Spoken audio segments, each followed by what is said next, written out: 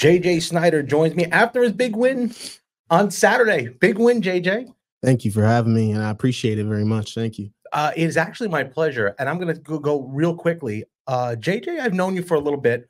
I've known your parents, for 27 years, and they've been coming into here to the bagel shop. But I knew you as a kid, a little bit as you're going through. And first thing I want to do, let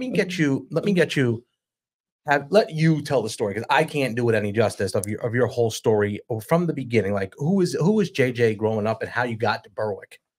Well, so I was adopted to by Stephanie and Scott Snyder when I was about 2 years old or so.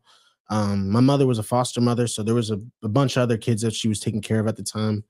But I was the only one that they ended up keeping. Mm-hmm. So, you know, that's how my life started. I went to Nescapac. For context, not that it matters. I just want the audience to know that your parents are white. Yeah. So that your adopted parents are white. Yes. Yeah, and that's played a huge role throughout my life, you know, just with almost every aspect. And it also has helped me as well with people knowing my parents coming from a good family. So it's given me the benefit of the doubt in a couple situations. But yeah, I grew up in Nescapac. I went to Nescapac Elementary.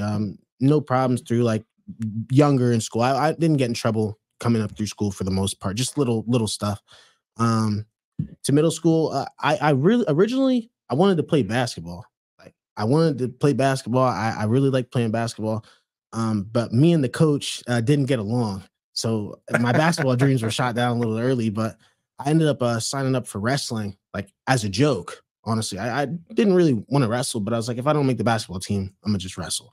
Mm-hmm. So I came in the next day. It's like 7th or 8th grade. I came in the next day and I seen that the sign, my name wasn't on it, like to make the team. So I went to my first wrestling practice, and that was just, I didn't even know what was going on there for my first time.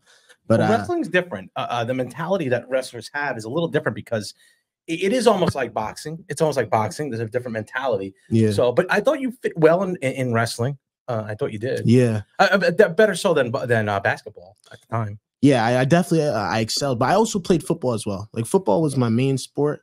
I needed something to do over the winter, you know, something to keep myself conditioned and ready for football. So, you know, I wrestled. I really enjoyed wrestling. Wrestling's given me so much guidance, like in my life outside of school and discipline, especially now. Like that experience, I couldn't receive that from anywhere else. So I appreciate that. But yeah, I played football.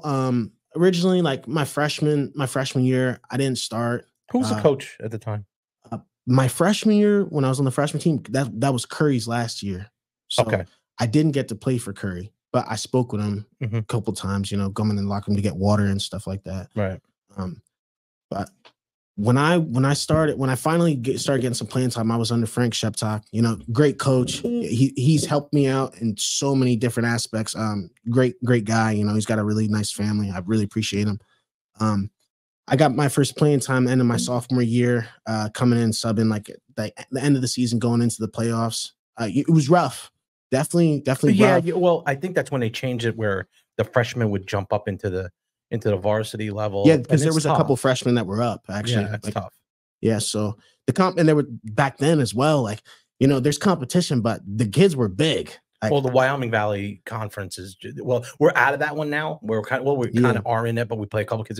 But that was a conference where we were very small compared to the schools that were up there. They're different. Yeah, like you got schools like Williamsport, they're 6A, Hazleton, they're 6A. They have so many more people to reach and pull from, and grow, you know, and growing. Yeah.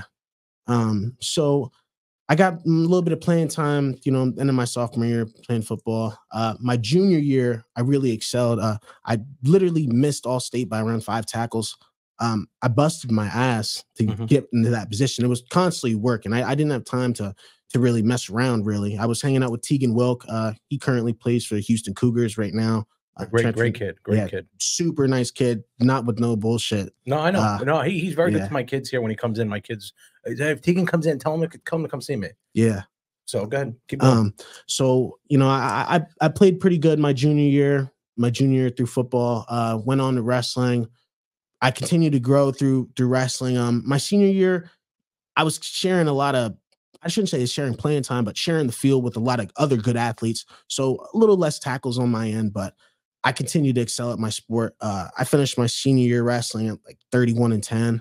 I lost in the blood round to go to states. So, that close, there's a lot of great athletes in Pennsylvania. You never wrestled prior to that? No, just through the end of middle school and on.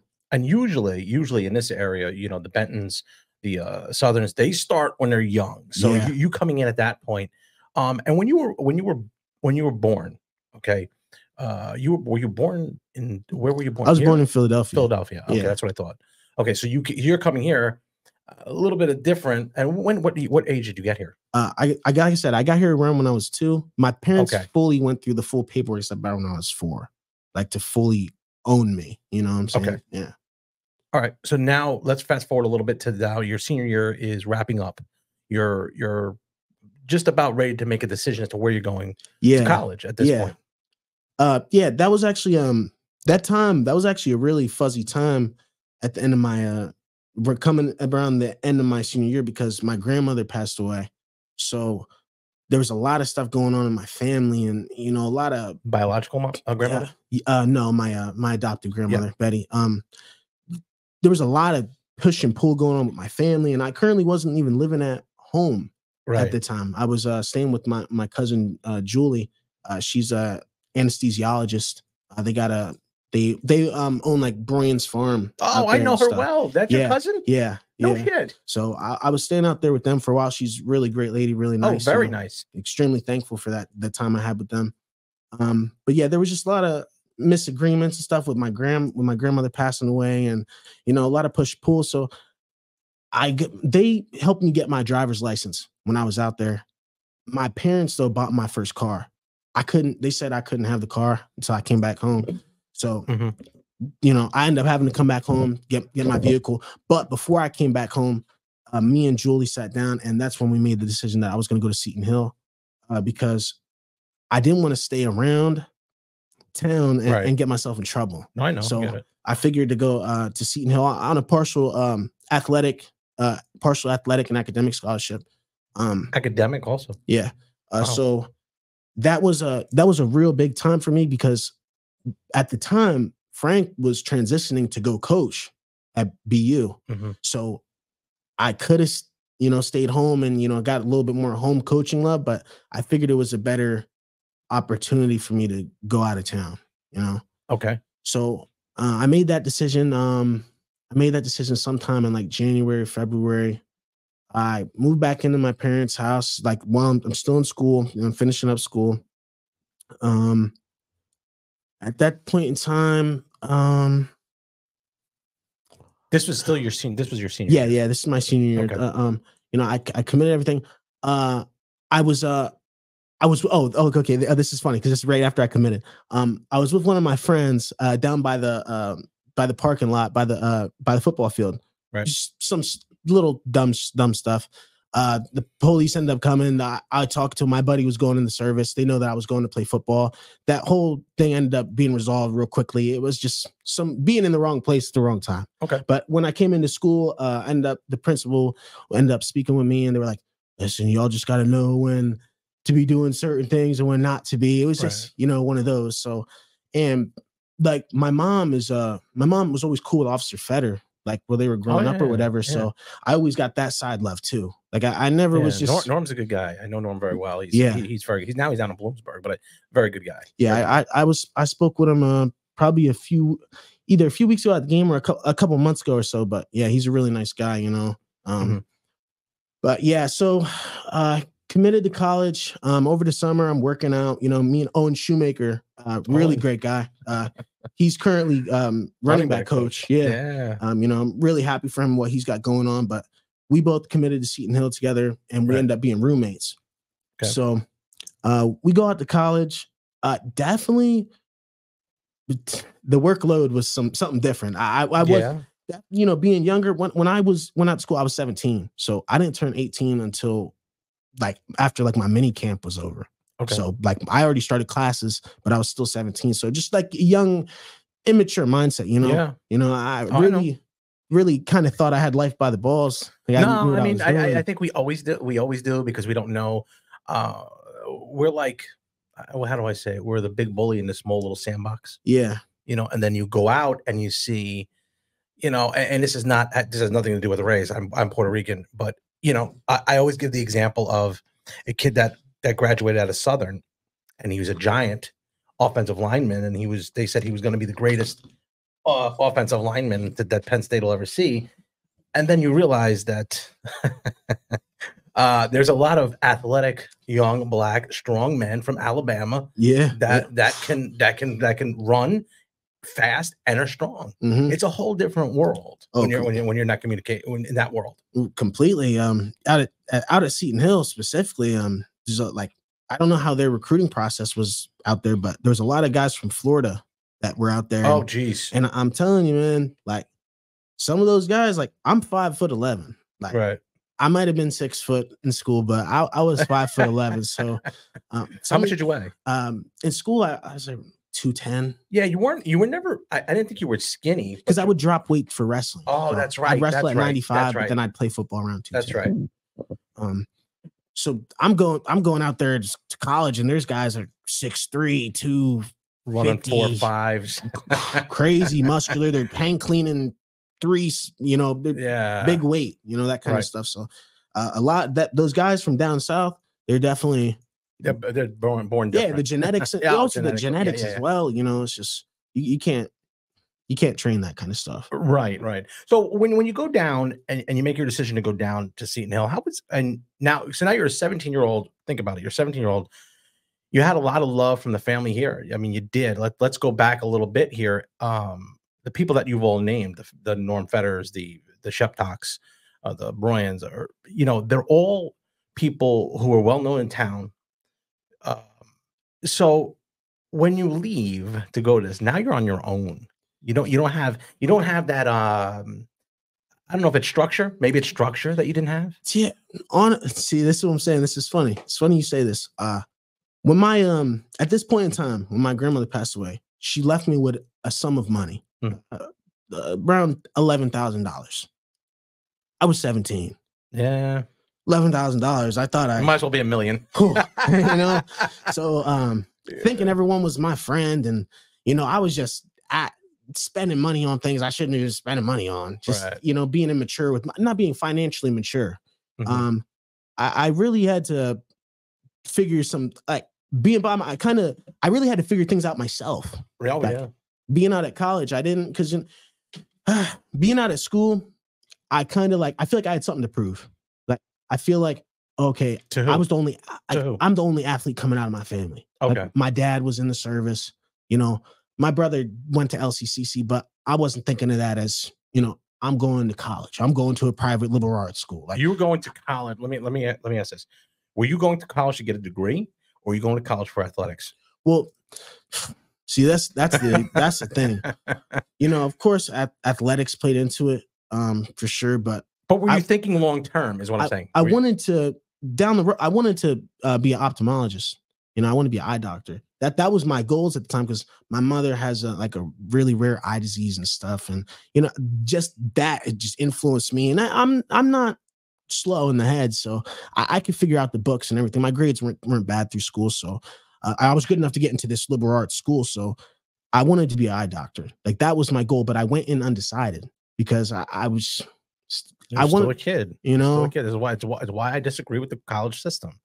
You can't charge kids $100,000 over 4 years and have them being undecided. It's a very bad situation we're in here financially. Yeah, with college. Because there was actually a point in time where when I was I got invited to at Cal University, I got invited out to a camp out there for football, but I wasn't able to make it. But they had a audio engineering program, and I was obviously that's what I engineer right now currently, mm-hmm. But I was interested in making music and engineering audio and stuff. So that was on my radar for a little bit with Cal U, but my I think my dad and like someone else was like persuading me, like, listen, you need to get something that's gonna get you paid, like, you know, lock me in for real. So I kind of put that to the side and was just, I'm gonna go undecided. I'm gonna wait, and then I'm gonna just go from there. Like that's how I played it. Now the thinking that your father had, and it's not a negative thought. I mean, Yeah. I always think of it the same way. Obviously, my life was a little different than yours. Growing up, I didn't have a father. I didn't have someone who's going to guide me to do whatever. I didn't get past 11th grade. The thing that I tell my kids too is those jobs that are you're going to work 30 years, get 30% of your pay and the pension, they're gone. Those are gone. Yeah. They're long gone. I Yeah. mean, you've got to make your way. So as you're going through college now you're what, your first year? Was it your first year? First semester, actually. Okay. How long did you attend college? I was there for literally one semester. It should have been. So I'm saying it's crazy how everything broke down, because right after college, right when I came home, and then the COVID, that's a story, Okay, so all right, take me back. I want to go into the mind of JJ Snyder when you come home. Now, did you come home because of COVID, or did you come home because you just wanted to be home? Well, what me and Owen sat in our dorm a couple times, and Owen got a concussion. Like, yes, he did, early, like while we were out there. So he was thinking more about his health and stuff, and I was kind of thinking about more what I want and what was better for me. And I don't want to say like partying, but that school is not a party school at all. But right. I feel like I was gonna do better back at Bloomsburg, and that since Frank was back, I could go back over there, get some love, and just. Did you reach out to Frank? Yes. Yeah. Okay. Multiple times. We spoke multiple times, even when I was doing dumb shit. He's answered the phone and spoke with me, and but yeah, we both made a decision that we wanted to come back home. Mm-hmm. So, I finished up my finals. Came back. Well, I came back for Thanksgiving and stuff. Went back out there, finished up my finals. And this is 19. Yeah, 2019 December. And that was that's it. So that's December of 19. Yeah. Okay, because that's when it started to kick up. I officially, I think I stepped off campus like December 11th, 2019. And you weren't allowed back in anyway. Because COVID. No. So, well, actually, no, COVID didn't hit just yet. I could, but the point, what was going on though, is with my FAFSA, how I said that I was out at my cousin's when I signed for college. Like how we made the decision I was going to go to Seton Hill, and then I moved back into my parents' house. Right. Certain paperwork wasn't completely filled out, like on my parents' end for my FAFSA, and I was like in a rush. Like I was telling my mom and dad, like, we need to get this stuff figured out, like, for the next semester, so I can get everything ready to go. Right. But what ended up happening was I came home. December 11th or so. And I wouldn't say I was involved. I wouldn't say I was really no, I was involved with some wrong people, for sure, but I also made my own decisions. So I can't blame other people for decisions I made. Right. I made my own choices, but, I came home and I got my parents didn't let me take my vehicle out to college because I had a 99 Chrysler Cirrus. So they were worried about it making it out there and making it back. And that's true. And that they were looking out for you. Yeah. Well, 99 Cirrus isn't going to cut. I kind of felt like it was being held over my head, but as soon as I came home and I was able to drive my car, I was like, oh yeah, I'm just coming home from college. I'm feeling like I'm this shit. Excuse my French, but I'm feeling like I'm that. So, I'm driving around, I'm going and partying, one of my buddies came home from the service. I were drinking, doing that kind of young stuff and shit. And it was December 20. This is where where everything starts kicking off. It was December 21st, and I had a problem with Xanax. I had a problem with Xanax, and with my anxiety, I got severe anxiety. I kind of just use it as an excuse, let me take this and do that and do what I want to do. And it just made me rebellious, honestly, and not want to listen to my parents and saying things I shouldn't say. It just was not good for me at all. And I ended up, I took some of that stuff and I went over to my buddy's house, and I told him to come to I told him so I lived in Nescapac. So we didn't lock the doors. The truck and car never locked. We didn't even really lock the doors of the house. My keys were in my car all the time. You know what I'm saying? So the doors would always be unlocked. We're not worried about anyone. And that's here in Nescapac. You know, back home Philly, back home Jersey, it'd be a little different. Yeah, that's a whole different story. It doesn't matter if it's a 99 car. It'd be going. Yeah. So I told my buddy, I had my backpack on like my back porch. I had like a bottle of E&J, and I bought it for him when he came home from the service. But I told him to go over to my house and go get it because like my house is usually unlocked, so I wasn't thinking about giving him my keys or nothing. So he went over to my house to go get the bottle, and he called me when he got there, and my door was locked to the house. And now I was under the influence of this time, like I said, with the Xanax, and I wasn't even thinking.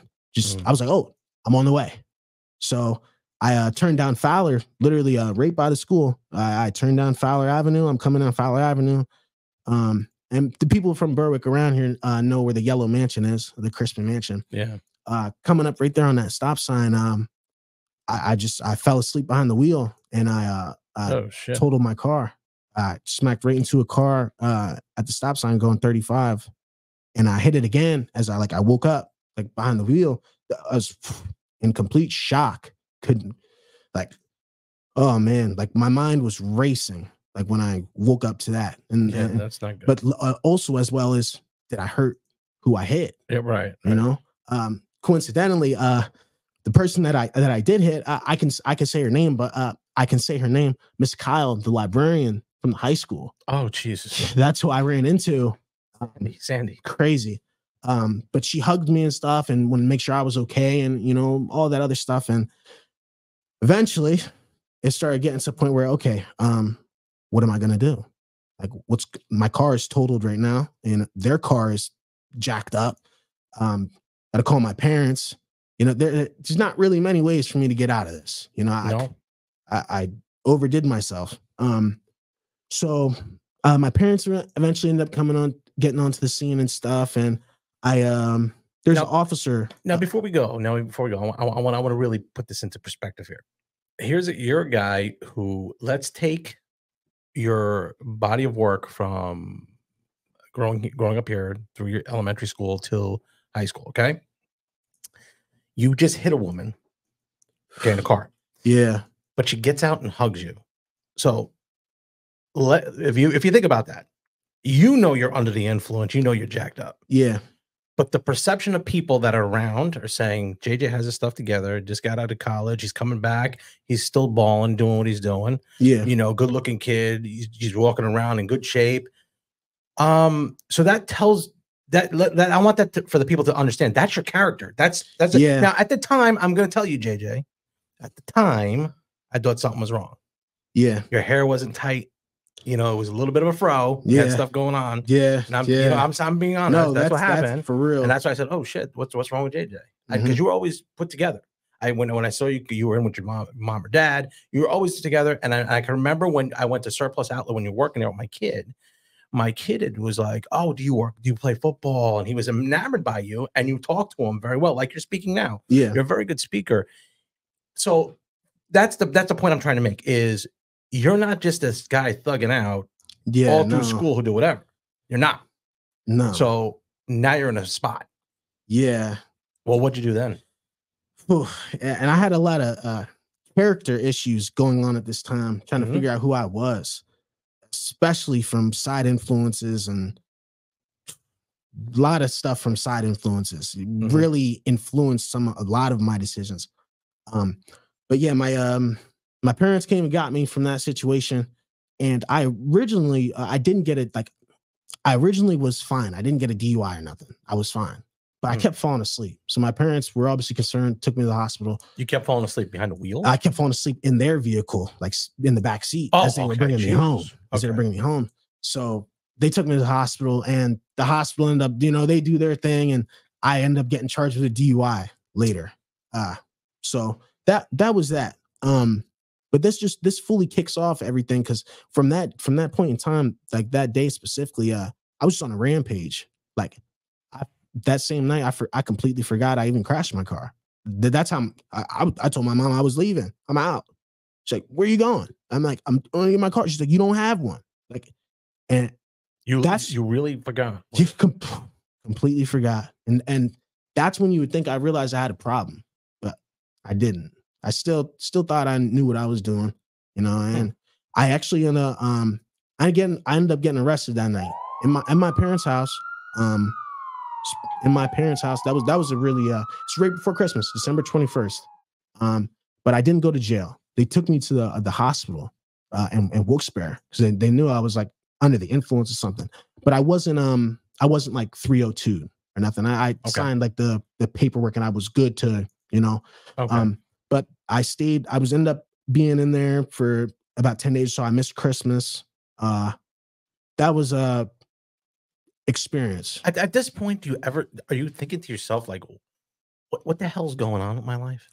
At any point, at this point, because again, you're still young. I mean, people don't realize how young. Because I honestly, I thought you were in your 30s. I think you're in your 30s. That's how long I've known you. Mm-hmm. But you're not. You're just still young. Yeah. And at that point, you're just a kid one semester into college. Yeah. Yeah. So at what is in that point there? What is going through your head? So at that exact point in time, I'm thinking, I'm not crazy. I know what I'm doing. I just messed up a little bit. I'm not like these other people. I don't got these same problems. Like me being in the hospital, there's people in there that are crazy. Like really don't know what's going on. I'm like, I'm not like this. I think I got it all figured out. And that was where I was wrong. Like I literally did not. I didn't have it figured out. And I got out of there, had a huge talk with my parents. Like my parents had a huge talk with me. Like it was time to sit down and I need to listen before I fully throw away my life. And this was just at the beginning. I said I'm still very rebellious at this time. Mm-hmm. So I got my Christmas presents like the same night of New Year's. You know, it was a weird feeling. Let me ask you a question. Okay, so now you have this issue. You have to sit down with your parents, and I know your parents very well. They're two very, very good people. Yeah, yeah, very good people. Yes, blue collar, work hard. Always wanted to provide for their children, try to lead them in the right way, and you took a left turn somewhere at this point. Did you have any resentment towards them? And not just because of the car. Do you? And this is getting a little deeper. Mm-hmm. Do you have a resentment because they're not your biological parents? No, I don't. I know at that point. At that point, I mean, I'm kind of like, because it could be like a divorce situation. You know, if something happens with divorced parents. I was always kept away from I have some of my biological family around, like as some brothers and sisters. Right. So I was always kind of kept away from them. Mm-hmm. Not really knowing the reason why, but that kind of, played into me. Okay. Like where's my family at? Right. But as I want to, I need to know who's really related to me, but those are still my parents, regardless, but I felt a little ways, here and there, but. And I only ask that because I know the situations with like parents that get divorced, and when the stepfather or the stepmother comes in and try to discipline. Yeah, that's always difficult. I mean, I find it difficult now. I go through it now. It's just a hard situation. So I can imagine on that level, it's got to be 10 times worse. Like my grandmother, so for example, and this is so serious. It's what people don't understand. Like with my grandmother, I couldn't even walk in the house with my hood on. She'd be like, what do you walk around here like you're a hoodlum or something? Or what are you doing? Take that hat off. You're not going to opening the door for elderly women at the church. Mm-hmm. I grew up in youth group. I didn't grow up a street life. Right. Coming through school. Right. And my grandmother specifically drilled this into me, to not be a thug. Don't right. use the gift that God gave you. Don't be out here just throwing it away. And my grandmother was very always on me. That's who's tatted on my face. I have Betty on my face. She would kill me if she was here to see that. Oh, she'd kill you. Oh, she would kill me. Yeah, no, she means a lot to me. Definitely tried instilling into me before she passed away to stay away from doing dumb shit. Mm-hmm. But yeah, so and every parent, parents have problems. As me being a child, my parents might be arguing, but that's not for me to listen to, Now, sometimes I'd listen and think, oh, maybe this, or maybe my dad's right, or maybe my mom's right. But the end of the day, adults are adults, and I wasn't an adult to, weigh in on this and that and those type of things. But my parents were always there for me. Like there wasn't no after football I'm walking home or something. Not if I wouldn't have the gear or the money for this. I always had. It was always good. We weren't rich. Don't get it twisted, but right, it was always good. But here's what I'm gonna also tell you too, as a parent myself. Children don't know how hard it is. Yeah. I mean, my kids, I'm not gonna. I'm very fortunate. I'm extremely blessed, but they don't understand what I went through to get to this point. Me and my ex-wife got divorced because we couldn't get along. Mm-hmm. So do they look at it differently? And like, mom and dad, they don't realize there are so many issues that parents go through, whether it's providing for the children, making sure they got clothes, making sure they have, the newest outfits. And these people are going to tournaments. So we got to take our kids to tournaments. So you didn't see that also. And I'm saying this as a parent, you don't see that. Okay. So that plays a big significant role in it because there's a lot of stress. A lot of stress. When payrolls due here, there's gonna be stress. That's the thing. Like my mom, as a kid, I don't really understand this, but my mom was always getting upset about my dad working. Like my dad's always working. He's always coming home late, and he's worked. There'd be times where she'd take me in the car and she'd drive by to go make sure he's working. He's working. Your dad would be one of the first customers in here at 10 of 6 every single morning. Yeah.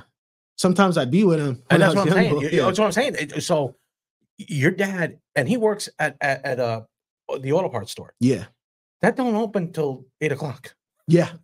Let's be real. Let's not, if he worked at a bagel shop, I'd say you're late. But he's working at an auto parts store, managing that and managing all the people there, all that staff, everything else, and he's getting there early, probably, and leaving late. Yeah. It's a hard life. So do I sit there and say maybe you didn't understand at that time? Probably not. You probably didn't because you don't want to understand what they're going through. You think everything's good. You think everybody's in the same boat. Some boats are just larger than others. So at this point where we're at in your story, it's right after the holiday. You get your gifts. You just smashed up a car. You have this long talk with your parents. Go to the hospital, trying to get cleaned up or what was going on. You come home and you say you have other influences coming in now. Do you split off from home and go to your influences? Well, this is exactly how I went. So when I got home from the hospital, I realized that it was too late for me to get in for the spring semester. For college. Yeah, for college to get back in for Bloom. Okay. Realized it was too late with my paperwork, so I'm just gonna go back in the fall. That's what I was deciding. Boy. That's what I was. So in that time, it was okay. You're not in school, so you got to work. If you're gonna live here, you're gonna work. So I'm okay, I'm gonna work. And so I got a job at Dollar Tree. This is in January at the time. Got a job at Dollar Tree. I'm working there for about a month. And I respect working now. You got to work. You got, nothing's free. So, but at that point in time, I didn't really feel like I needed to work. So I didn't take my job really that seriously. I'm listening to music in the truck when I'm loading and, little stuff like that. I end up getting fired. I kept it for my mom for 2 weeks that I was fired. I literally when I had work, I left and went and hung out with my friends and didn't come back until work was over. Just because how much of it'd be a disappointment. I was more trying to hide disappointing my parents. Just because I'm right now, I'm kind of a failure. I'm kind of. Oh, well, wait a minute. Hold on. Before we get to being a failure, okay. That is a perception that you have in you, and I'm gonna make sure that changes at some point. The perception that you have about yourself is what you exude out to the universe. If you go around saying, if people tell you 10 times you're a failure, or it's 10 times you're a success. It just takes one person to say you're a failure. Yeah. And you got to have 10 more times for someone to say you're a success. Your definition of success and a failure are different than other people's. Yeah. Everyone's going to have a failure. I've been nearly bankrupt twice. I was so stupid. I did it a third time, and people think everyone's got their lives together when they don't see what they're going through in life. Now, No granted, idea. there was other things going on in your life outside. Okay. Yeah. Now that's granted. But let me put this in perspective to the people watching. You're also a 20 or 19-year-old kid at this time. Mm-hmm. Okay. I'm 18. 18-year-old kid. What do people expect at this point in their lives? You're still, how old are you now? 24? I'm 23. You're 23 years old. Let me explain to you at 23. At 23, your life is going to have multiple successes and failures. And if at 23, the only failure you've had so far in your life is because you got fired from a job, yeah, you're doing pretty good at 23. Yeah. Okay. We'll get now into the to decide where it starts to go on the downslope for you. Mm-hmm. But, the successes that I had were built on hard work. You can't teach that. You either have it or you don't. Mm-hmm. You have a mom and a dad. At the point of my life, I only had a mom. She couldn't give us anything. She had no money. We had no money. Mm-hmm. But she gave us all the love that she could. And that made a huge difference in the way I am now. And I could tell by just talking to you that the experiences that you're going to have down the road at 23 now are going to far outweigh the negativity that you've had for the first 20 some years in your life. Think about it. You're only one quarter. I'm thinking you're going to live to 100 by the time this happens. Yeah. Most people now are living. So. No, listen, I'm being honest. With all the technology and stuff that's coming, you're going to probably live to like 100. So you're one quarter of your life, a little speck on that dot of what you can possibly do down the road. Mm-hmm. So you now, at that point in your life, you're going to start taking a turn. And JJ, I'm going to be honest, and we said we'd be honest here on the show. I knew something was bad. I knew something was going on. Because I knew you when you would come in with your dad. We'd take you to the wrestling tournaments. I knew. Yeah. You'd come in, you get your sandwich, and you were very pulled back a little bit. You were very shy to say, hey, how you doing? And you get your bagel and you go, and that was it. Yeah. But you changed. Yeah. What happened? Well, and be as completely honest. COVID-19 happened. Okay. That was COVID. COVID affected a lot of people, like the world. Yeah. But it really affected Joshua. Like that affected me a lot. What was your biggest issue at that time? Well, it's the thing. So right when COVID happened, so it said, so it's about a year after my grandmother passed away. So they got my dad's mother at the time is staying at our house. So my mother's mother passed away. That's Betty. It's my grandmother. But now my dad's mother's over at the house. So right when COVID's kicking off, my mom don't want me in and out the house. Like, you're not going over hanging out here. You're not going there. You're not doing that. You're not doing this. Like, you're staying in here, and that's that. Mm-hmm. And I was thinking, nah, I'm doing what I want to do. Right. Like, I got a couple bucks. I saved up a couple dollars. I can go do, because I didn't really have to pay for nothing at my parents' house. Like, we had everything I wanted. I could eat 10 bowls of cereal, make 1,000 Celeste pizzas, and do whatever. I was comfortable. I could eat as much as I wanted to. There was no problems in my cupboard.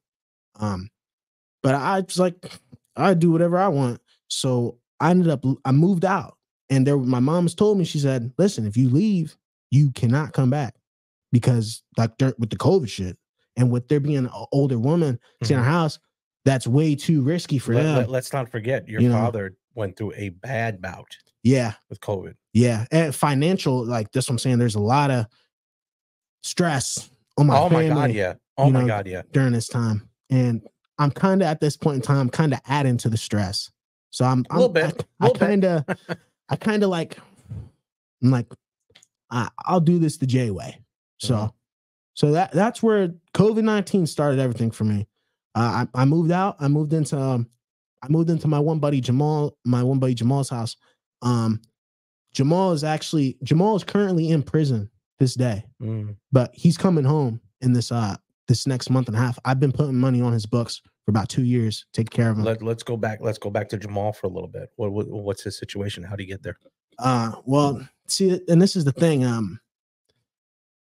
Fast forwarding through mine before I even explain anything, I kind of got to experience. I've gotten experience with doing dumb shit and knowing not to do that and to tell my friends, yo, what are you doing?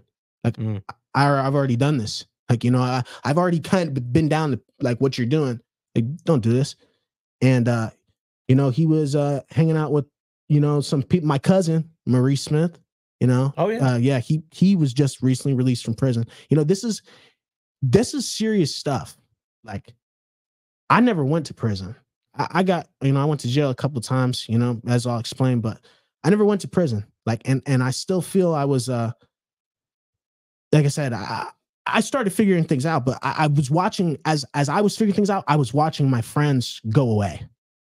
I've watched many deaths. I've lost a lot of people over the past while I'm fighting my own battles. So, well, that would put a lot of stress on you. Yeah, I know extremely. I lost a couple friends during that COVID year, and it was different. It hit differently. It did. You couldn't go to the funerals. You couldn't see their parents. You couldn't see their loved ones.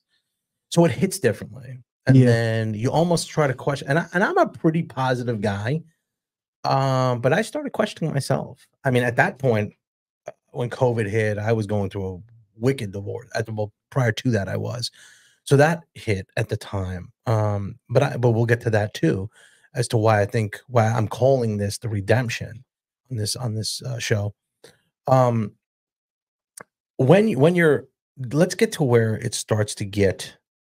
Now we know when it was COVID was the way, but where does it get funky to the point where it's, if you do something wrong, you're not going to the old wiffle ball league? Oh, right here. Okay. So, like I said, Jamal's coming home. We got everything figured out. He's in a lot better mind now. And I put my vouch behind him that he's a changed person now.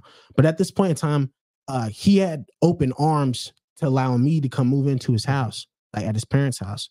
So moved in over at Jamal's, and I'm staying there for about a month. I got stuff figured out my own way.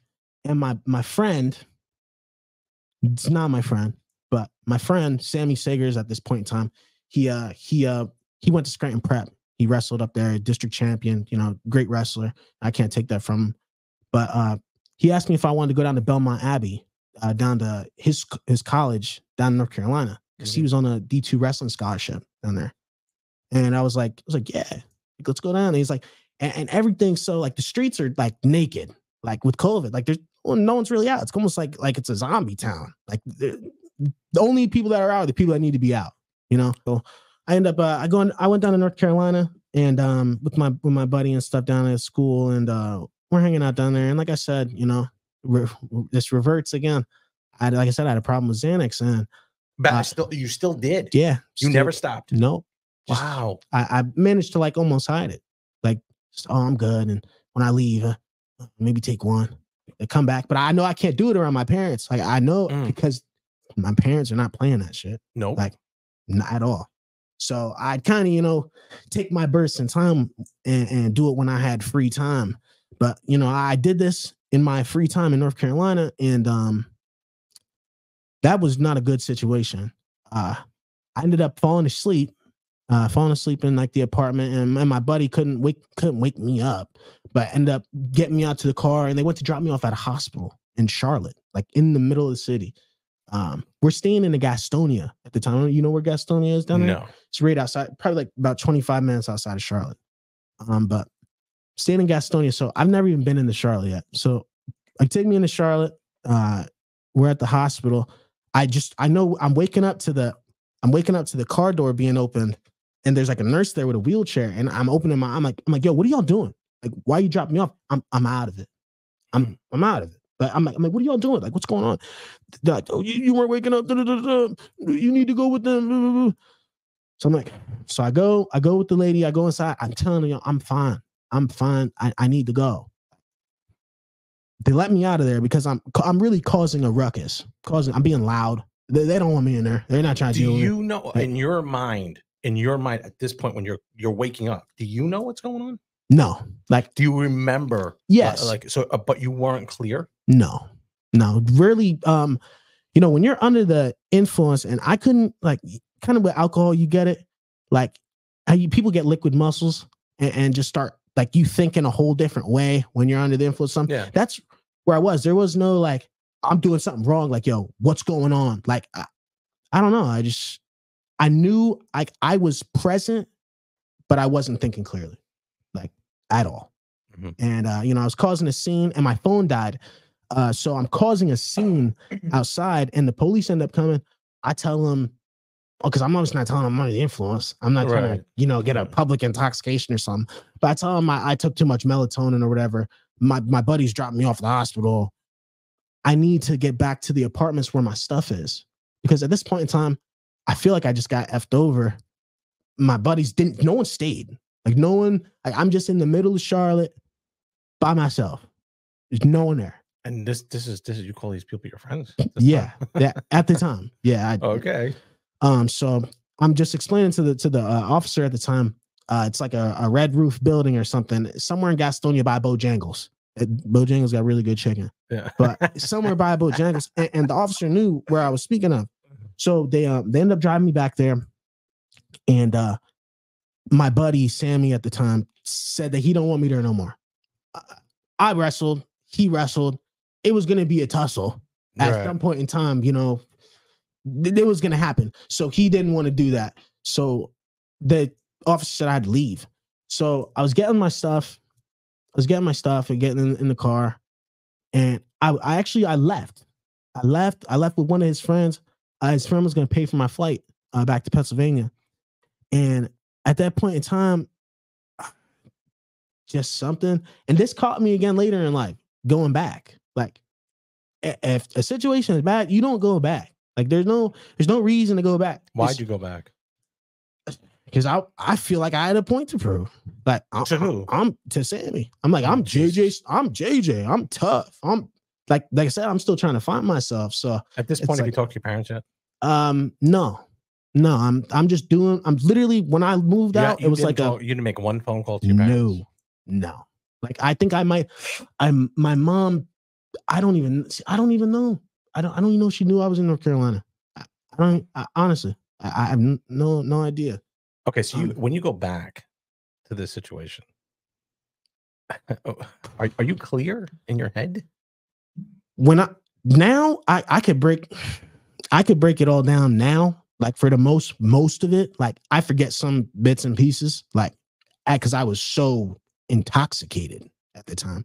But I can remember most of it. Like, because I've had to go over this stuff a lot and talk to a lot of people, and also clear my name and explain situations and all sorts of things. Like, I'm not on that. Like, I was young and immature, you know. But yeah, I remember everything pretty clearly, like, for the most part. So that situation that happened in the Carolinas, was this the situation where it got really bad? This was right before that. Okay. It hooks right into that. Okay, good. So that, like I said, I went back. Officers asked me, what am I doing? Obviously, I didn't have a good excuse to be back there. Right. And as I was leaving, I put my hand on the car to go to leave. And the cops, like, they have their guns and their tasers, like, pointing at me, like, yo, you gotta leave. Like, did you do something that you didn't know, or I was just being loud. Okay, so they had about had it with you. Yeah. Okay. 100%. And I would have had it with me too. Oh, well, I mean, at least you recognize that. Yeah. At that point. Yeah. Okay. Yeah, for sure. And at that moment in time, I didn't realize it, but looking back at it, like, I knew I was doing way too much. Like, you know, way too much. But as I had my hand on the car, and they had their guns in my face and stuff. And like I said, when you're in the influence, you speak, you know, you say things you don't mean. And I ended up saying, I should shoot you. Oh, Jesus. And I don't have a gun, nothing. I don't got shit. I just got clothes and, like, sneakers and stuff. I don't got nothing. They didn't like that. You think? Oh, no. No, they did not like that at all. And they came and they whooped me. They whooped me pretty good. Like, I was very sore sitting in jail. Let me ask you, you probably thought you deserved it. Yeah. Looking back, when I understand that sometimes people get a little overzealous. The police would get overzealous. Yeah. But when they leave their home in the morning, they may not come home. So, and if you have a perpetrator who is under the influence, like you were, admittedly, you're out of your, and I'm going to shoot you. It's a real sticky situation. Down south as well. Oh, down south, probably not the best thing to do. They speak with a southern draw. Yeah, probably not the best thing to do. So, after you wake up in the you woke up in the jail cell? Yeah. I literally woke up in jail. I didn't know why I was in jail, but I knew I was in jail, and that was a really rough for me. It was really rough because were you coming to at this point, like starting to slowly? Okay, but your senses are coming back. Yeah, like you're knowing shit, something's going on here, and this is really bad. Like, so do you know what a turtle suit is? I have no idea. Okay, so nor do I want to know. No, you don't want to know. You don't want to experience this. Listen, anyone who's doing dumb shit, if you're listening to what I'm saying, you don't want the turtle. Don't do what I was doing. Like, learn from my mistakes, and you don't want to experience this shit.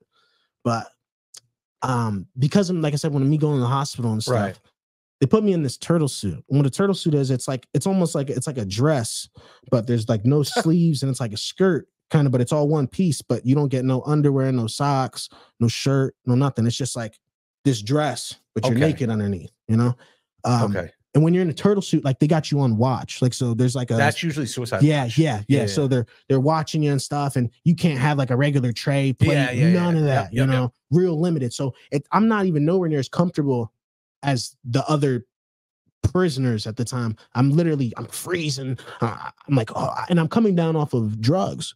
So I'm really uncomfortable. Yeah. Like, I'm in a real weird situation.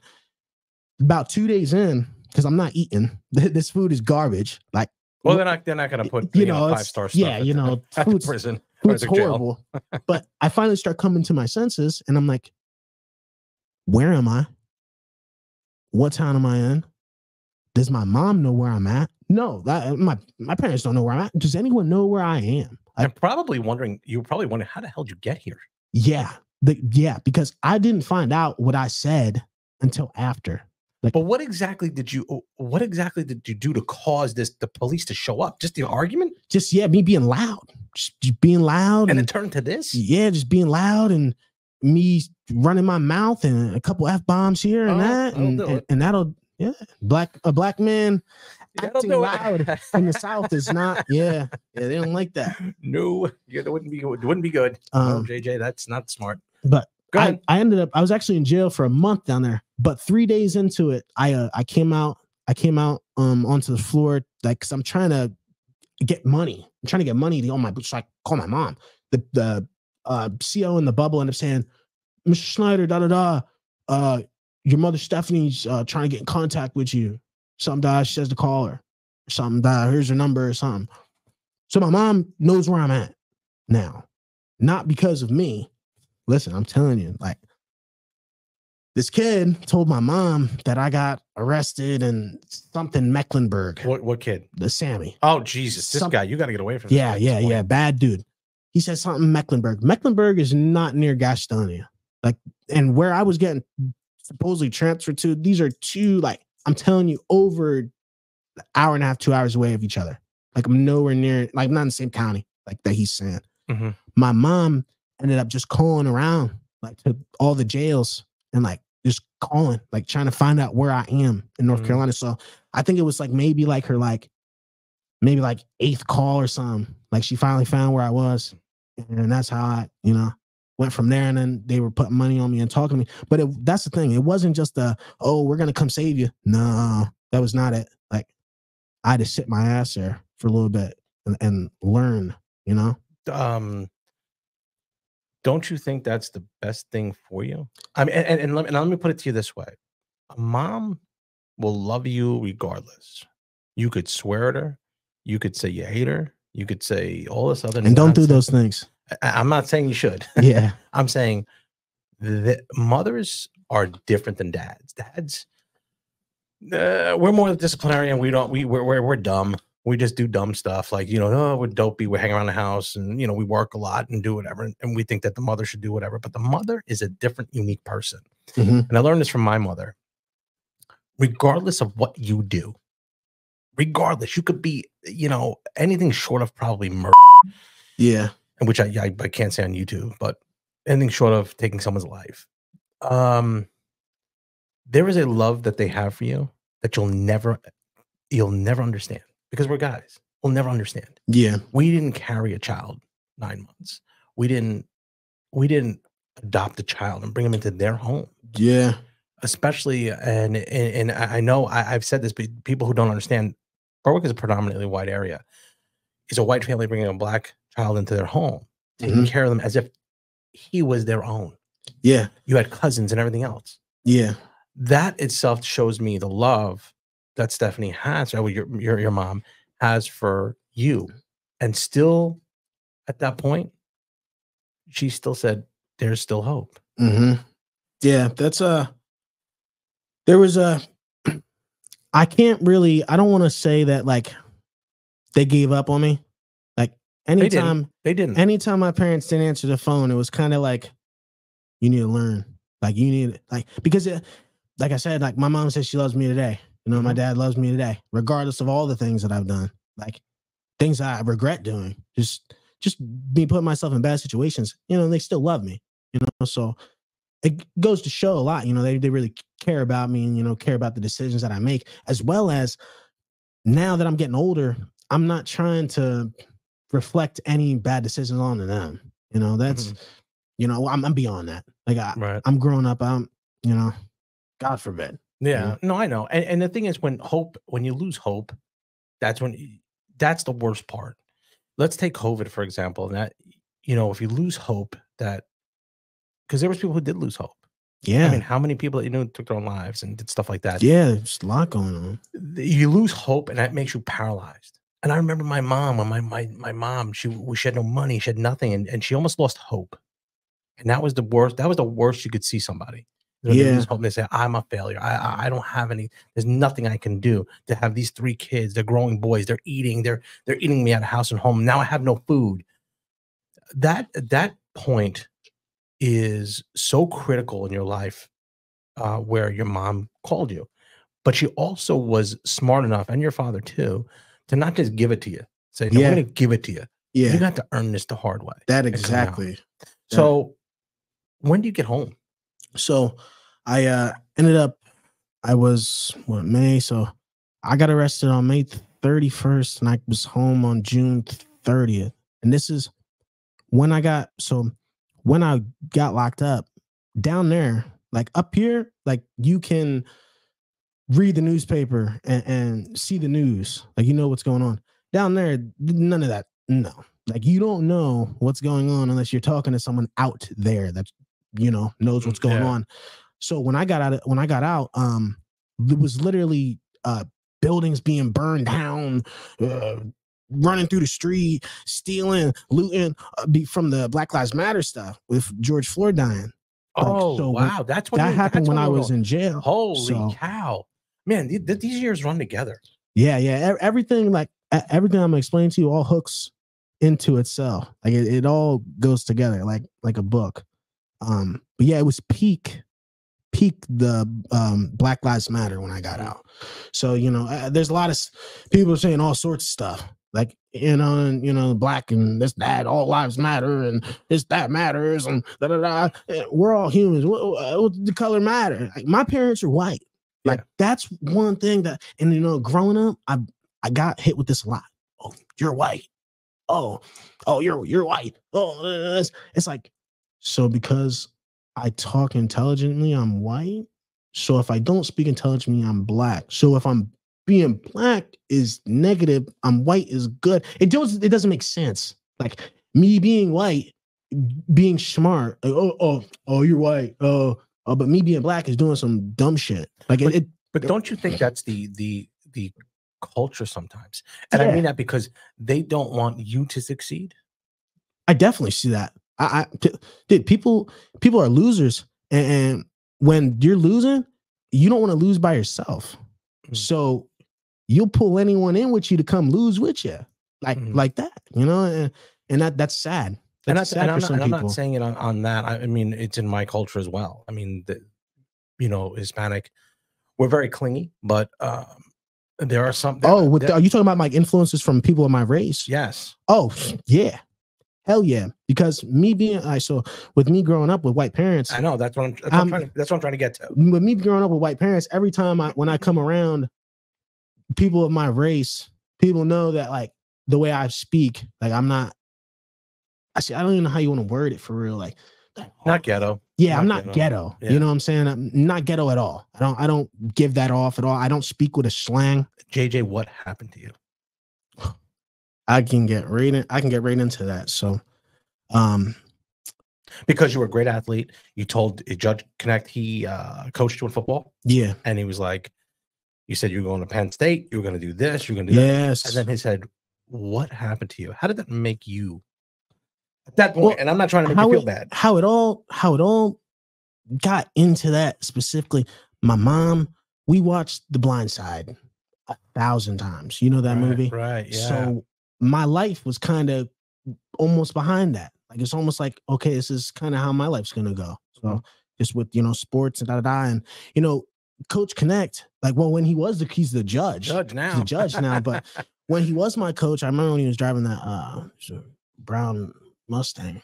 But when he was my coach, he was always real nice, open to, like, you know, just great guy. And he wanted you to succeed. Yeah. Like, and it was to the point to where it was so nice that like my mom, we'd give him like cards, like, you know, around the holiday season and stuff like that. Like, it was one of those, like, you know, that kind of comfortable. So, when I seen him in the position that I was in, you know, that was a shock for him. You know, I know it was. That was a shock for him. I'm very close to him. Very close. He specifically said to me, he's like, as I was on the stand, and at this point in time, I'm going through a very serious situation. Like, looking at because they're telling me, like, with the victims in my case and all that other stuff, I'm like, and they read you the maximum penalty. So Rich is telling me like 80. You know, to break it down, you were looking at 20 years minimum for one charge. Yeah. You had 1, 2, 3 charges of a felony. You were never convicted. And 2 misdemeanors, 4 counts each. Yeah. On the felony. You're looking over 100 years. Yeah. Yeah. If convicted, and you were not, but let's be clear. Yes. And at that point, I'm going to be honest with you. Judge told me the first time I think you saw him, you were a little wild in the courtroom. But you said since apologized to him. You apologized to him. Yeah. And that takes a lot. That takes a lot. Well, it's that because that day was actually there was a lot going on. There was a lot going on that day because I turned myself in. Yes. Because the police already go to my dad. Like, everyone knows my parents. Yeah. Everyone knows that they already went to my mom's house. I already went to my dad's work. They said, Mr. Snyder, you need to turn yourself in. This is for your best. This is your best opportunity. Like, if I continue to like go run and do some stuff, you do not want. Yeah, you know, I'm just gonna make it worse for myself and then for my family, and that's not what I needed. So yeah, that day I was calling my mom, calling my dad, calling John McDaniel, and then just worked some stuff out with my mom, and she came pick me up, and I went and turned myself in, and that was really rough for me because I ended up giving because I wasn't living at home, so everything that I owned was in like 2 duffel bags. So I ended up giving all my stuff to my friends, like to my one buddy. I was like, hold this for me, like if I ever come back. You know what I'm saying? Because like this is serious. Like very serious situation. So it was really stressful, you know, that day. So, you know, when I got there, you know, first thing they do, of course, they put me in handcuffs. So it's never comfortable. So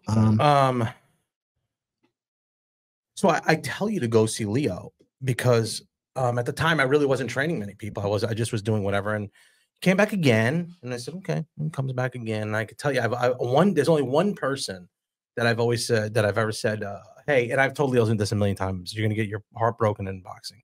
You know, you're gonna have these kids, you're gonna train with them, you're gonna do whatever, you're gonna take them all these places, and then they're gone. But you know, the last time you saw me, I was there with my wife, and we were doing the car, and I remember she said, "Hey, is that JJ?" He said he wants to talk to you. I said, "Oh, okay," and I'll come out, and I said, "Go to Leo's." Now, the one thing I said was, "You have to make the first step. Yeah. You got to do it." And I said, "If you go out there and do it," and he said, "But I don't know. I want to box. I want to have at least one fight. Can I have one fight before the end of the year? That's my goal." And I remember distinctly telling you, I said, "Whether you want to do it or you don't, you're right either way. So it's up to you, not me. I'm not going to step in the ring. You are." Yeah. And I remember you looked at me and you kind of were like, "Yeah, I think I want to do it. That's what I want to do." So I waited, and then Rich called me. I said, "Hey, I got this kid, JJ Snyder." I said, "JJ's there." I said, "Yeah, he came to the gym and he's been working out and he's been doing really well and he's putting the work in and doing whatever." I said, "Well, let's see a month go by." A month went by, still there. Let's see another month go by, still there. So what happens is, all of a sudden, your confidence and my confidence in you starts to change. I'm like, well, maybe he is going to stick this out, because boxing is tough. Oh yeah, it's a tough sport. Most definitely. I've felt some pain. Yeah, you know. So now let me go back to what the point of this was. In the second round, I don't know if you knew about it. I picked it up because I was sitting there. I believe it was the second round. I'm going to say it was a second, because you had a good first round. The second round, I believe you got caught. And you looked to the corner and we started complaining. You had two choices. You could have said, "I'm out." Yeah. Or you could have said, "I'm going to bite down on my mouthpiece and fight." I believe you were teetering. But I think what happened is you dug down, and your character and the person that I know you are came through at that moment. And in boxing, that is the hardest thing to get by. Yeah. When you get hit like that, and you have a choice. You can go down. You can go down and quit and come up with an excuse, an injury, and this happened, and this happened, and I didn't have a good training camp and whole thing. Or you can fight. Yeah. Earlier in this show, you told me that you've been a failure. You said, "I feel like a failure." At that point in that ring, you could have chosen to quit. Yeah, most definitely. You could have been a failure, right? Yeah. They could have sit there and told you, I told you he would quit." Yeah. You chose not to quit. Yeah. When I say your failures are going to come from victories and losses, but it's what you learn about yourself in those times. Most definitely. You showed me on Saturday night that no matter what, your character has now turned the corner of being what you were before. Most definitely. Now, here's the problem. Okay. It is easier to get to the top of the mountain. The hardest part is to maintain it. Yeah. Yeah. It's easy. Everybody wants the crown until they get it. Who wants to lose? Right? They get that crown on their head and they're like, "This shit's heavy. It's heavy. It comes with a lot." Yeah. My question to you is simple. You went from a roller coaster ride of coming here, having a good childhood. You did. Got into your teenage years, got into some rough situations. Now you're a young adult.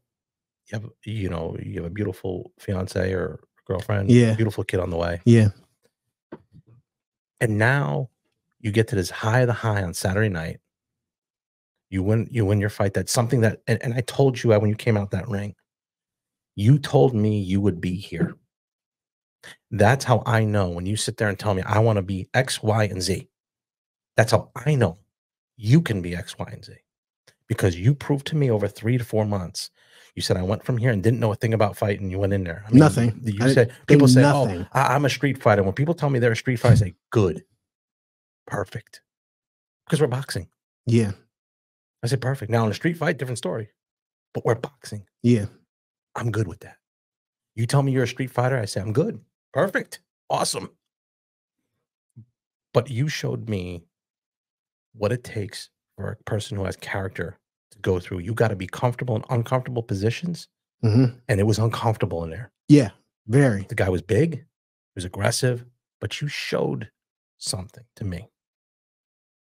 You showed that your past is your past. What you do now from this point on, that's be a good father, be a good husband, be a good son to your parents. Mm-hmm. Because that support system is what's going to make you move forward to where you can be. That's what's most important. And that's mostly all that matters. I get that too. You right? know? The problem, the hardest part of this, because all this stuff, the celebrations, the Facebooks, the Instagrams, the congratulations, all that stuff, Mhm. they're gonna forget about that Thursday. Yeah, those are just little right? little victories, and then you just completely forget. They're not thinking It's about almost it. like when someone dies. Oh my gosh, they were so next day, And they're guess what? eating. The bills got to get paid. Yeah, The sun comes up. new day. So the hardest thing about this, and one of the reasons why I wanted you here on this show, is for you to give me your word. You know, I got 3,000 some subscribers here. That your next step is up. Yeah. And maintaining what you have. No, because there's going to be a lot of days where it's going to get dark. There's going to be a ton of days. It's going to be real hard. There's going to be times it's maybe the bills aren't paid. There's going to be time now you have a kid on the way that's going to be cold. Yeah. You know, one of the other things that I'll tell you this is when you have a child, it's hard. It's extremely hard. There's no playbook. There's no playbook. Yeah. Okay. And one of the things that ruined my marriage was I didn't understand it. I didn't understand how hard it was. Mm-hmm. I thought it was just going to be easy. Flip on the lights will come on. Yeah. Not if the bill isn't paid. Yeah. That exactly. Nothing's free. There's nothing free. And 90% of the time, taking the easy route is not the right route for the most part. You know, I know that for sure. You know, the easy route is not usually the route. If the route is easy, you're on the wrong route. Yeah. I'm going to be quite honest with you. Because there has never been something that I've gone through where I had a ton of pain and a ton of hurt. And I've lost friends and I've lost, you know, close friends. That at the end of the day, it wasn't worth it. Because I put all that work in it. It's going to be painful. Yeah. But I want a promise from you that JJ Snyder, the JJ Snyder that I knew, can be a JJ Snyder as a mature JJ Snyder.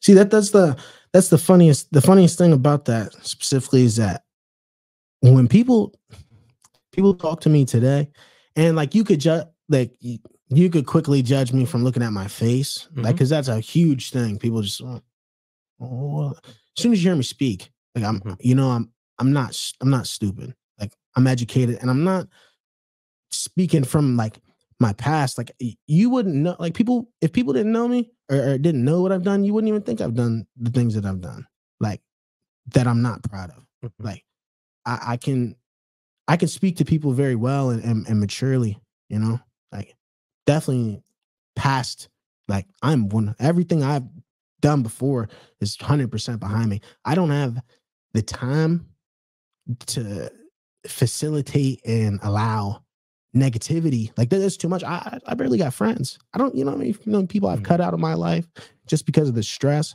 or just the things that they've said, or it just rubs me the wrong way, or it makes me feel like I want to act upon something, and that's not what I need to do.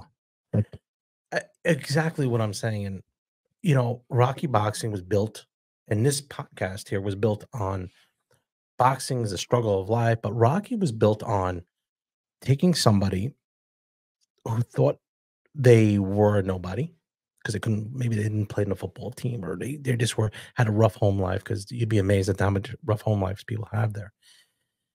And take that and turn that around. You were the poster boy for that gym. Well, when I first came in, I already knew like there's gonna be eyes on me. Of course. 110%. I already knew that. So because it's like some people have their own opinions of me, you know, and as you can have your opinion. You know, if we've ever bumped heads, I said it on the show. You know, I said it on the show. If you bumped heads with me years ago and not today, I probably was tripping. If you're bumping heads with me now, I think you might be on some shit, because I'm not really fucking with people. But, oh God. Yeah, I knew coming into Rockies that that was gonna be really a make or break for me, for real. Like, I cannot come into this facility and even entertain bullshit. I can't. Ain't no nothing, because there's always going to be eyes. No matter where you go, there's eyes on you. Mm-hmm. But at Rocky specifically, there's going to be eyes on me, and with my name, people are going to want to see what I'm doing. Like, well, what's he up to? Oh, he's at the gym? Like, even for Leo, for chance, he's probably like, someone just came in the gym off the cameras. Let me see who it is. Oh, let me watch him. Mm. As you should. But why wouldn't he? Like, he didn't fully know me to fully expect how I'm going to act in the gym at 12 a.m.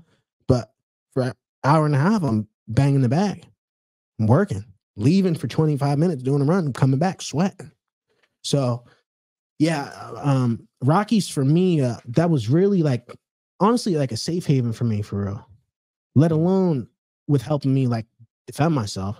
Like, of course, like that's where we're at. But it was really a safe haven for me, allowing me to just, when I was participating in athletics, I wasn't getting in trouble. You know, I had something to focus on. Like, yo, I can't go out and drink with the boys because I got a wrestling tournament this weekend. There's no shot of it. Now it's like, I'm not drinking. I'm not going to the bar and drinking out. I don't go. No one's seen me in a bar in over a year and a half, if not longer. So I'm not out drinking, doing all this shit. Now I have something that if I am drinking and doing all this shit, I'm not going to perform well. And as soon as you see me step in there, you're going to know that I'm doing something outside the ring I shouldn't be doing. Yeah. So it's zero tolerance. You know, I had a couple of drinks after I won the fight the other night. Right. But that I was just got out of practice, came home, showered, and then, you know, after I leave here, I probably got to do like a 3-mile run. Yeah. Honestly. Well, let me go through a couple things now, and you give me your thoughts. What is Coach Rich mean to you? See, that's the thing with Coach Rich being a teacher, like specifically him teaching younger people, like he listens to what I have, like he'll talk with me, you know, mm-hmm. Like I can, like if he sees that I'm off, like he asks me, like, yo, you good? Da, da, da. Like, yo, if you want to talk, you know what I'm saying, you can speak with me. Da, da, da. You know, he's real open to hearing my side of things versus mm-hmm. just pushing stuff on me, you know? Right. So yeah, Rich is really a real person, as well as a really good guy, you know? How about Coach Leo? Leo's very, like, with Leo, I have the utmost appreciation for Leo just for allowing me in the gym. Just for allowing me in the gym specifically. Because he could have been like, nah, we're not doing that. Yeah. Just kids here.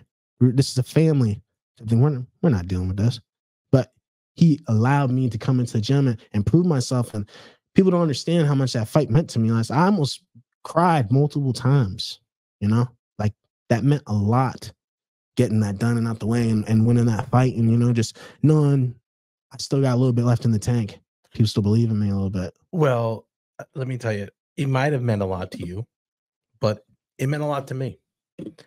At the end of every episode, I say the same thing. I say, don't be envious of what I've accomplished in my life. Be inspired by what you can do in yours. Mm-hmm. That catchphrase is pinned to someone just like you. Because people, I talk to people every day, all day. They do talk about bagels every now and then, but mostly boxing. They talk about boxing, and then I want to do this. I want to say, don't look at what I've done. in boxing. It doesn't matter. I'm not fighting. Mm-hmm. You're fighting. You got to put the work in. I'll help you any way you can. But if there was someone who was very proud of you, it would be me. Because I appreciate that very much. I'm going to be quite honest with you. I didn't think you would go to the gym. Yeah. Because people tell me all the time, I'm going to the gym. I want to box. I want you to show me how to fight. They don't show. Mm-hmm. You set a goal and you accomplished it. Yeah. And that's something that you should look at yourself and say, when you say failure, I don't ever want to hear that word failure out of your mouth again as long as I'm in your company. You are a success. Thank you. And a success story that fits perfectly what we're trying to do. If you can help one person, all that stuff in the past, that pays it up tenfold. Most definitely. And it's the thing. There's no in my life, there ain't really no secrets. You know, I'm not a real secretive guy. So all like the old people who know my parents, like who know me, that still like see me in person and say hello and respect me and stuff like that, knows what I've entertained and what I've done. But then people know that I'm not entertaining that anymore. So for the people that don't judge me based off my previous actions, it's extremely appreciated, because it's like, I don't want to say it's unfair. Life's unfair. You know, there's some people just can't catch a break. Like, I've caught a lot of breaks, a lot. Like, I've messed up extremely in my life, almost through my life, with multiple times think I know everything. Some people don't get that opportunity, like, don't get that chance, you know? And so I'm really grateful to still be out here and around and be able to influence even the younger kids, you know, just like your kids, like, talking to me, and, you know, just that type of stuff, just knowing that I'm back in that influential area. Because I know when I was playing football, I came in to get a bagel, I think like a month and a half ago from today. And the one dude that was checking me out, he Josh. Yeah, he said something. He said my name. And I'm like, how do you know my name? I don't, because I didn't recognize him. He's like, oh, I used to be the water boy back when you were playing football and stuff. And that really, like, when I left, I'm like, they still know me. Like, still know. Like, you know, I'm still around, and I'm not looked at as a complete piece of shit, like, in everyone's eyes, you know? So little things like that are reassurance that I still got the ball in my court a little bit, you know? Well, as we wrap this up, I want you to give a few things. Number one, what advice would you give to kids who are kind of on the, I guess, on the edge? They're going through stuff like you were going through stuff, you know, whether it's losing your grandparents or, you know, hanging around with the wrong people. At your experience, what would you tell a kid who's watching now to kind of sway them into to kind of going the right path as opposed to the wrong path? Well, I'd first say, if you have parents that you know, if you have parental figures, listen to them.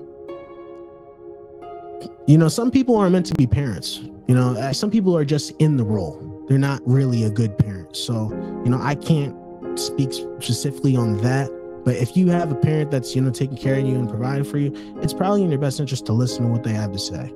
Because, God forbid, it only takes one night or one decision for you to not hear what they have to say, and now you're just making bad decisions. Right. So listening to those adult roles and people that care for you and want to take care of you, because most parents, most adults, like that, I don't want to say I haven't gotten anywhere. Most parents want to see their kids do better than they've done, you know? And we all do. You know, and if you don't, you might have a little situation going on. I don't know. But most parents want to see their kids strive and be greater than they are. So definitely listen to your parents, and you know, you can hang out with your friends, but you don't got to do what they're doing. You know, and if it starts going into something that they're doing that you don't like, you know, it's time to get out of there, because your life is too valuable and can end like that in a split-second decision. And I'm one person that almost anyone could come talk. There's not a lot of people that have been through the stuff that I've been through and are around to talk about it in such a short period of time. And let me tell you, JJ, it's been a roller coaster for you. Yeah, been a real roller coaster. But and wrapping up here, what do you got going on, and what are you looking forward to? And there's always got to be something that you're looking forward to in life. What's up the road here for JJ? Well, you know, with me about to have my first son and stuff, you know, I definitely want to be playing the fatherhood role, of course. You know, with me originally being adopted, you know, it means the most to me to be a father to my kid. You know, that's first, 100% first. Next, obviously, comes with, you know, being good to my spouse, you know, good to my girl. And then, you know, obviously God is in that 1-2 area. But then right after that, I'm boxing. This is what I want to do, you know, and it's honestly, it's given me a lot of closure and helped me excel as a man, honestly, you know, and just knowing that when the 4 o'clock hits, if I'm not there, like someone's wondering, yo, where's Jay? Like, where's he at? And, you know, if I'm not there, I'm there in 2 minutes right after. So, yeah, I want to box, and Golden Gloves is coming up in March. And if I can, in that time till then, if I can get the training and everything down, get my breathing correct, if I can win the Golden Gloves this year, we're talking something serious. Like, it's going to start getting real. You know, it's real, but that happens, it'll be real, you know? Well, I can tell you, just the hour and a half, besides the internet going down with this stupid MetroCast, or no, Breeze Line now, no MetroCast back in the day. Beyond that, I can tell you, you are someone who has shown me a lot of character. You've shown me that you are who you say you are, and you are the epitome of someone who deserves second chances. We are glad to have you on the show. We're glad to have you at Rocky Boxing. We look forward to what's happening in the future. You got your kid coming. You got all that stuff happening in your life. So failure, never again. Yeah. No way you're a failure. You're a very successful young man. Thank you very much. And remember, like I've always said, don't be envious of what I've accomplished in my life. Be inspired by what you can do in yours. Guys, we'll see you next time. Thanks for watching the Zapata Brand podcast. Please subscribe to the podcast and listen where all podcasts are available.